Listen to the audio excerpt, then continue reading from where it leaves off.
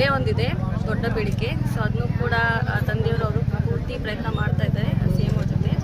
ಬಾಕಿವೆಲ್ಲ ನಾವು ಸಣ್ಣ ಪುಟ್ಟ ಹಳ್ಳಿಗಳಿಗೆ ಪ್ರತಿಯೊಂದು ಹಳ್ಳಿಗೂ ವಿಸಿಟ್ ಮಾಡಿ ಅಲ್ಲಿ ಜನರಿಗೆ ನಾವು ಸ್ಪಂದನೆ ಮಾಡ್ತೀವಿ. ಇನ್ನು ಯಾವ್ಯಾವ ಯೋಜನೆಗಳು ಉಳಿದಿವೆ ಅಂತ ನಿಮ್ಮ ಲೆಕ್ಕಾಚಾರ ಪ್ರಕಾರದಲ್ಲಿ ಯಾವ ಯೋಜನೆ ದೊಡ್ಡ ಯೋಜನೆ ಯಾವುದು ಉಳಿದಿದೆ? ದೊಡ್ಡ ಯೋಜನೆ ಯೂಶಲಿ ಜಿಲ್ಲೆನೇ ಇದೆ ರೀ ಈ ಕಡೆ, ಯಾಕಂದರೆ ದೊಡ್ಡ ಜಿಲ್ಲೆ ಆಗುತ್ತೆ ಬೆಳಗಾವಿ. ನನಗೂ ಓಡಾಡಲಿಕ್ಕೆ ಫುಲ್ ಲಾಂಗ್ ಟ್ರಾವೆಲ್ ಆಗುತ್ತೆ. ಸೊ ಹಾಗಾಗಿ ಜನರಿಗೂ ಕೂಡ ತೊಂದರೆ ಆಗಬಾರ್ದು. ಸೊ ಆ ದೃಷ್ಟಿಯಿಂದ ನಾವು ಬೇಗನೆ ಎಲ್ಲ ಅಡ್ಮಿನಿಸ್ಟ್ರೇಟಿವ್ ಚಿಕ್ಕೋಡಿ ತರುವಂತ ನಾವು ಪ್ರಯತ್ನ ಮಾಡ್ತೀವಿ. ಯಾಕಂದರೆ ಹಲವಾರು ದಶಕಗಳ ಬೇಡಿಕೆ ಚಿಕ್ಕೋಡಿ ಜಿಲ್ಲೆ, ಗೋಕಾಕ್ ಜಿಲ್ಲೆ ಆಗಬೇಕು, ಬೈಲಹೊಂಗಲ ಜಿಲ್ಲೆ ಆಗಬೇಕು. ಈಗ ಚಿಕ್ಕೋಡಿ ಒಂದೇ ಜಿಲ್ಲೆ ಆದರೆ ಗೋಕಾಕದವರು ಜಿಲ್ಲೆ ಆಗಬೇಕು ಅಂತ ಅವ್ರು ನಾರಾಜ್ ಆಗ್ತಾರೆ. ಹೌದು, ಡೆಫಿನೆಟ್ಲಿ. ಆದರೆ 3 ಭಾಗದಲ್ಲಿ ಆಗಬೇಕಂತ ಜನರ ಬೇಡಿಕೆ ಇದೆ.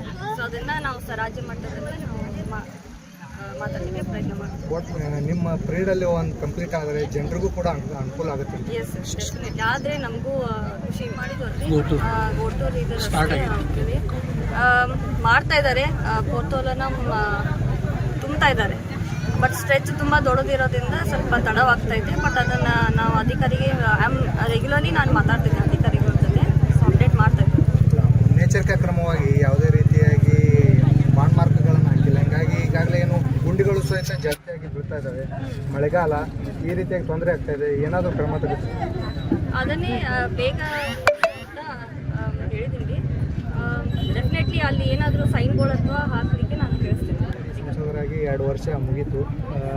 ಕೆಲವೊಂದಿಷ್ಟು ಹೇಳಿಕೆಗಳನ್ನು ನೀಡಿದ್ರಿ, ಯೋಜನೆಗಳನ್ನು ರೂಪಿಸ್ಕೊಂಡಿದ್ರಿ. ಯಾವ ರೀತಿ ನಡೀತಾ ಇದೆ?